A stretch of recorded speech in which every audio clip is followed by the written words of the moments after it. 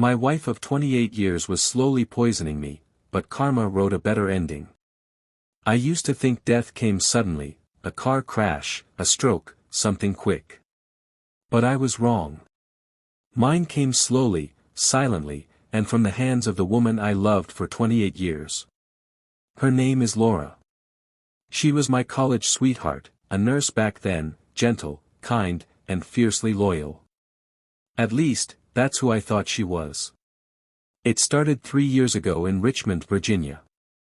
I began losing my appetite, my energy, and then my memory. My doctor said it was probably early onset dementia, maybe stress. Laura nodded sympathetically, always by my side, always smiling. But at night, when I coughed blood into the sink, I caught her reflection in the mirror, watching me. Not with fear, but with calculation. By the time I realized something was wrong, I could barely walk without trembling. And when she insisted on hiring a nanny to help around the house, I didn't know it then, but that decision would save my life. Her name was Chloe.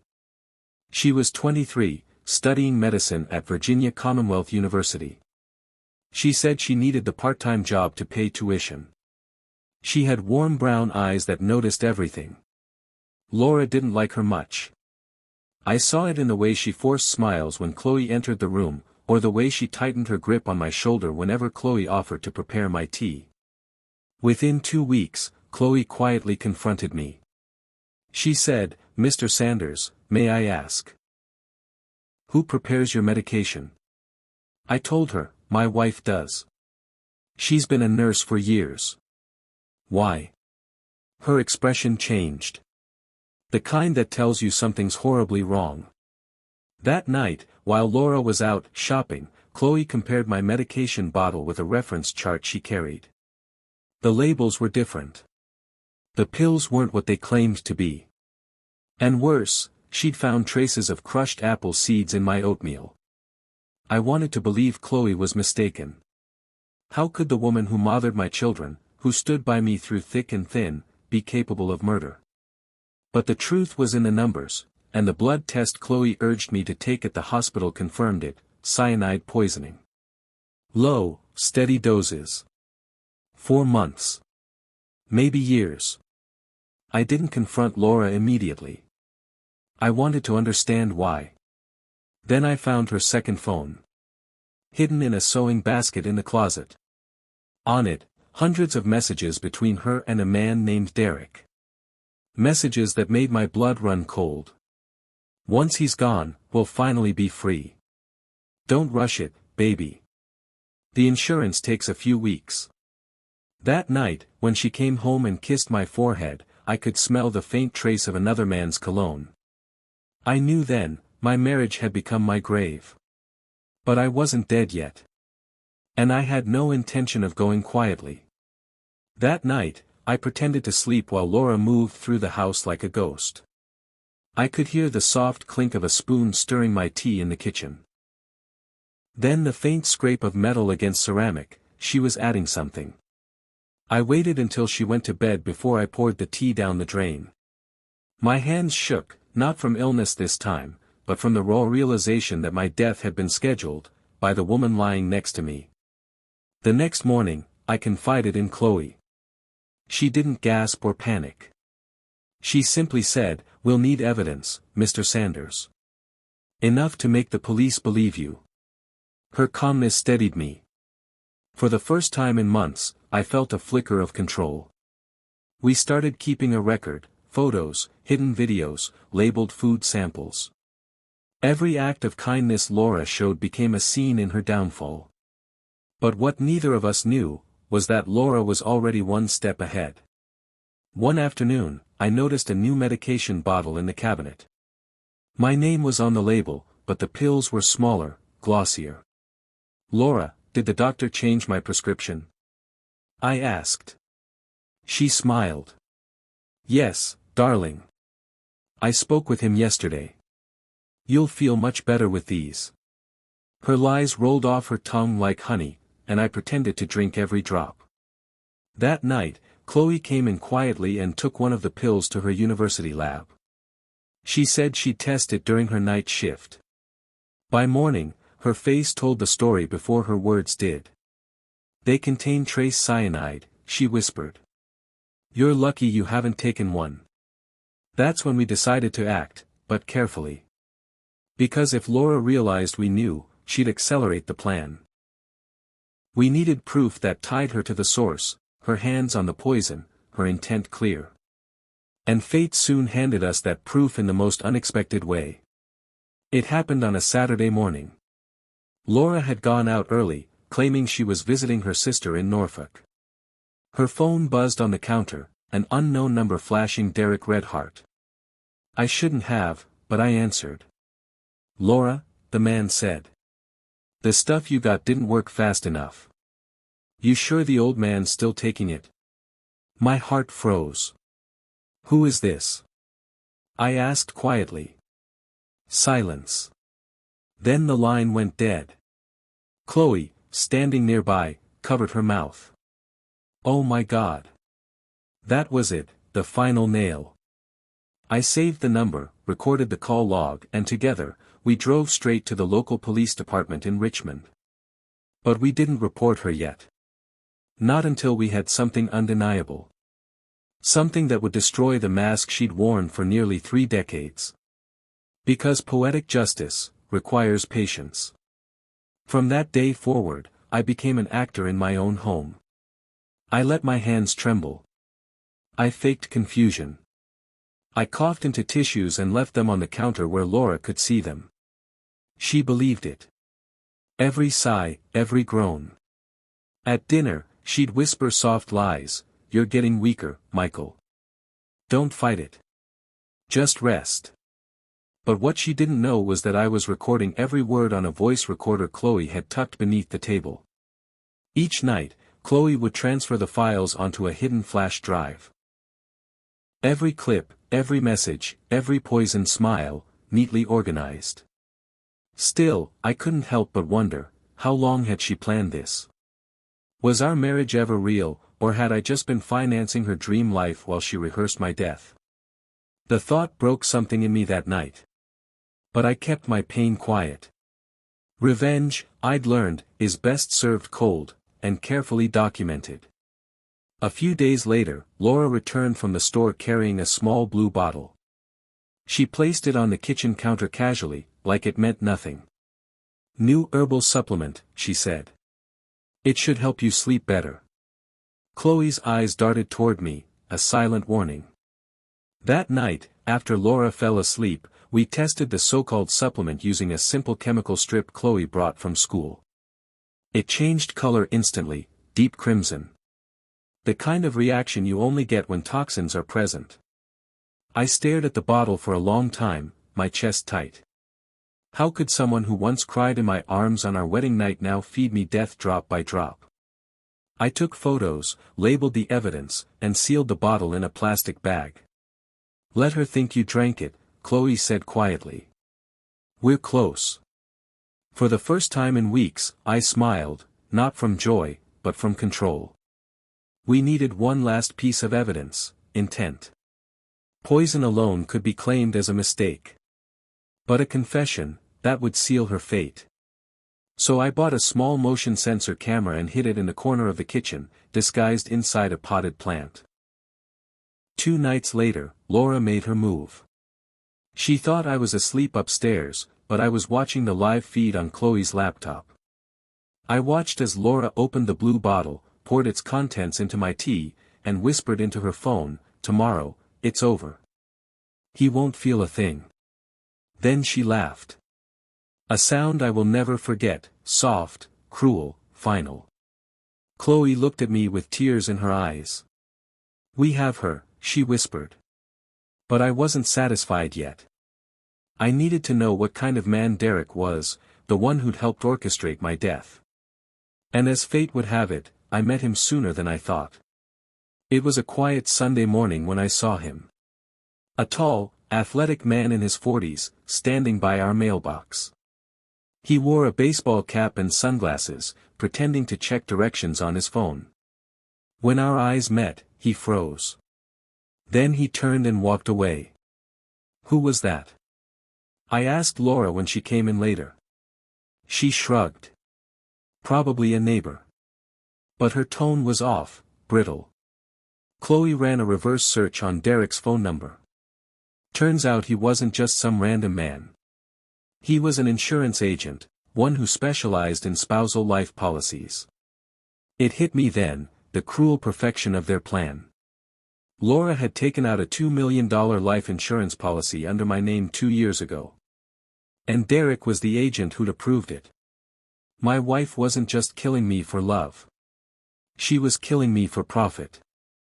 That was when I made my final decision, not just to survive, but to expose them in a way that the world would never forget. By now, I'd accepted that the woman I loved was gone, replaced by greed wearing my wife's face. But I wasn't going to simply call the police.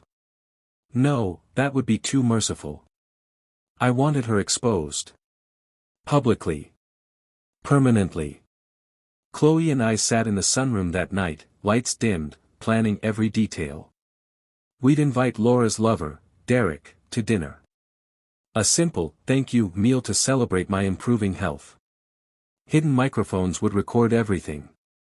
The cameras would roll from every angle. And Laura, who thought I was dying, would walk straight into her own trap. It wasn't about revenge anymore. It was about justice, the kind that writes its own ending. Laura seemed unsettled when I told her I wanted to host a small dinner. Dinner? You're barely eating solid food, she said, her voice tight. I smiled faintly. I'm feeling stronger.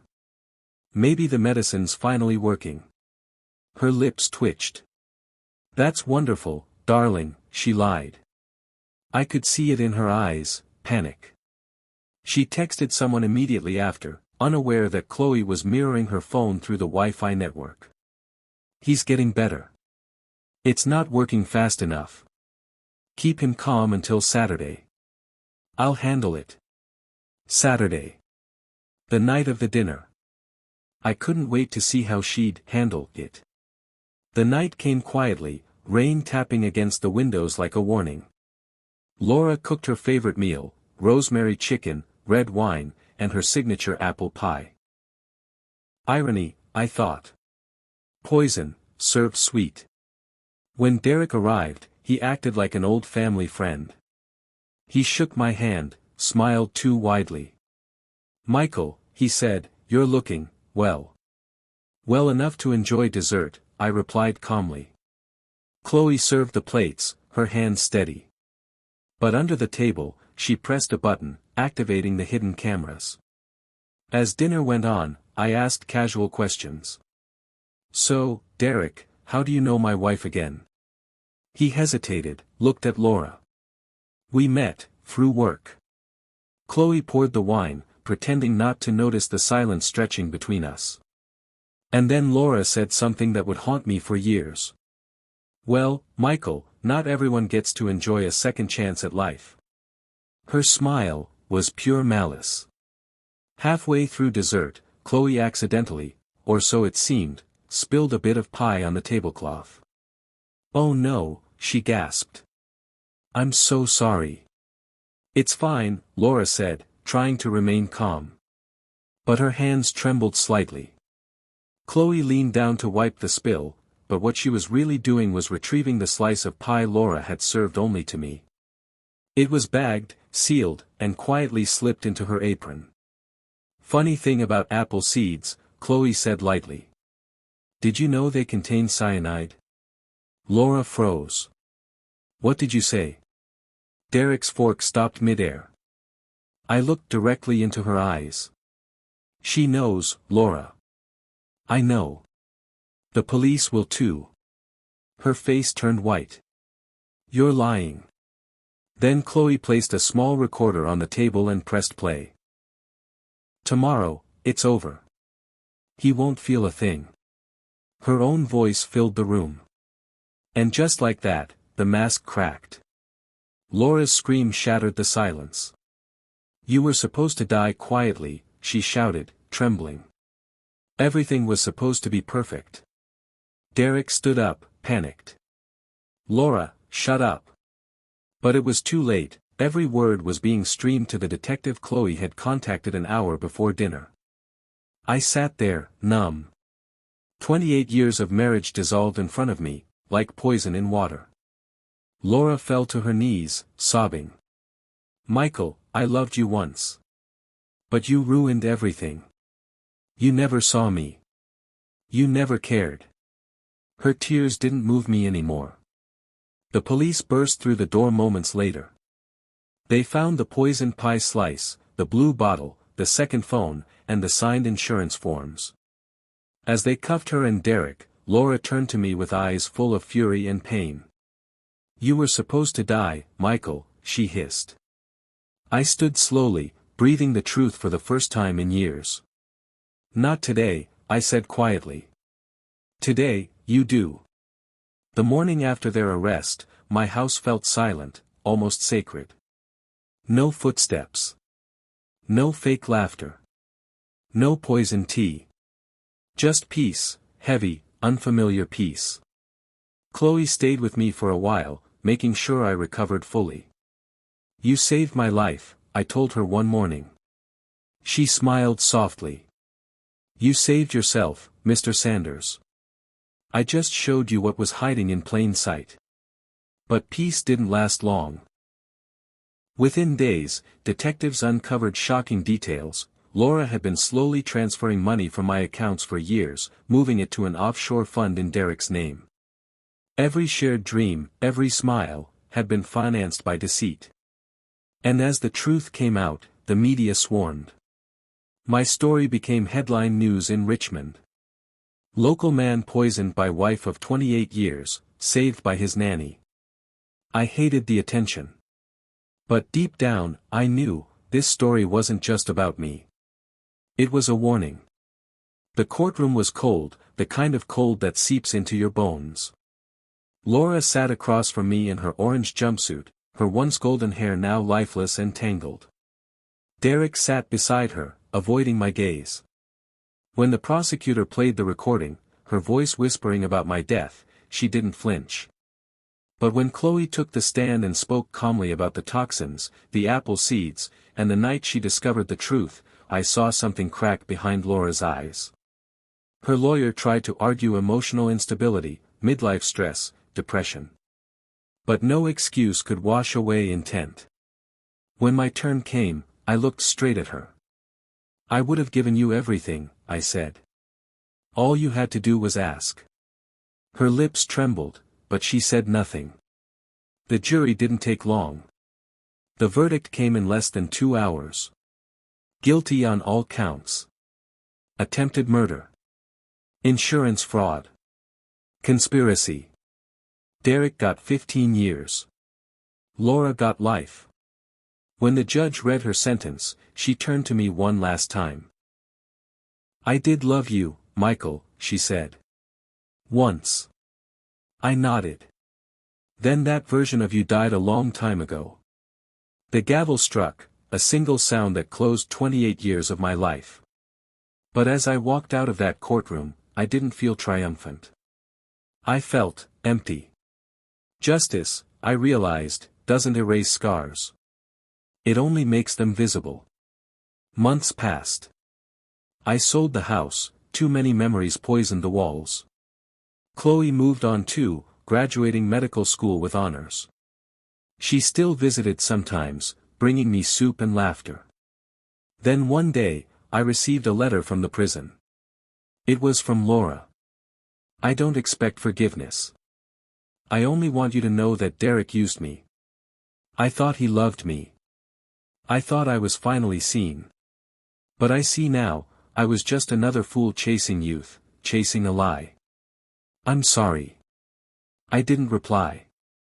Some apologies don't need answers, just silence. I burned the letter in the fireplace and watched the flames consume her handwriting.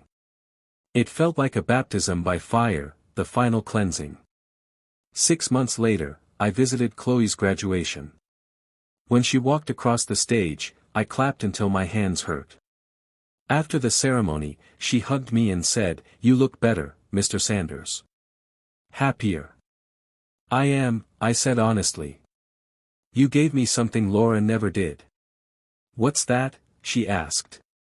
Time, I smiled. And truth. We both laughed, the kind of laughter that feels like healing. As I drove home that evening, the Virginia sunset bled across the sky in colors I hadn't noticed in years. And I realized something profound: death didn't come to take me. It came to teach me. To show me that even in betrayal, there's rebirth. And sometimes, the worst endings are just disguises for divine beginnings. After the trial, I returned to the house one last time. The same place where she'd brewed my tea, whispered her lies, and nearly ended my life. The air was still. Cold. I walked through each room, the kitchen, the bedroom, the garden, and every memory felt like a ghost brushing past my shoulders. In the living room, I found our wedding photo. She was smiling in that picture, not the smile of a killer, but of the girl she once was. I couldn't bring myself to destroy it. So I placed it in a box, sealed it, and whispered, "Goodbye, Laura." As I closed the front door for the last time, I realized something powerful. I wasn't walking away from my home, I was walking back into my life. 2 months later, a local journalist asked to interview me. They wanted to film a short documentary called "Betrayed but Alive," the Michael Sanders story. At first, I refused. I didn't want pity or fame. But then I thought about all the quiet victims who might be living the same nightmare, trusting the wrong person. During the interview, I said, betrayal doesn't start with poison. It starts with neglect, with love forgotten, with hearts unguarded. The video went viral. Millions watched. Thousands commented. And in that moment, my pain became purpose. Even Chloe called, her voice warm with pride. "You turned your scars into a story that saves lives," she said. And maybe she was right. Maybe that was the real revenge: to live, to speak, and to heal. A year later, I received a letter from the prison warden. Laura had requested a visit. I hesitated for days. But in the end, I went, not out of anger, but out of closure. When I entered the visiting room, she looked smaller. Her once perfect posture was gone, her eyes hollow, her hair streaked with gray. "Michael," she whispered, "I don't expect you to forgive me. I just needed to see the man I almost destroyed, alive." I nodded. "You didn't destroy me, Laura. You revealed me." Tears rolled down her face. "I loved you, in my own broken way. Then I hope," I said softly, "that you learn to love yourself enough to stop breaking others." As I walked away, I felt no hate. Years passed. I moved to a quiet lakeside town in North Carolina, small, peaceful, forgiving. I started writing, not just about betrayal, but about resilience. Chloe visited often, sometimes bringing her fiancé, a kind man who adored her spirit. One summer evening, as we watched the sunset reflect on the water, she said, "You know, Mr. Sanders, you could have died bitter. But you didn't. You chose peace." I smiled. Because bitterness keeps you poisoned. Forgiveness, that's the real antidote.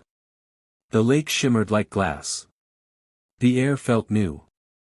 And for the first time in decades, I felt truly alive, not as a victim, but as a survivor with a story that mattered. 3 years after her conviction, Derek died in prison, from the same symptoms I once had. Cyanide poisoning. The news shocked everyone. The investigation revealed that Laura herself had slipped him poisoned food in revenge after learning he'd betrayed her with another inmate's wife. Justice, it seemed, had a dark sense of humor. When I read the report, I sat quietly by the lake, the wind brushing against my face. I whispered, "Karma never misses." Then I turned off my phone, took a deep breath, and smiled, not out of joy, but closure. The truth was simple. Evil always devours itself. And love, when true, survives even the darkest poisons. As the sun set, I felt my heart finally settle, steady, free, and alive. And for the first time, I whispered into the fading light. Thank you, Chloe, for saving not just my life, but my soul. Thank you for listening to my story. Please like, subscribe and share my videos.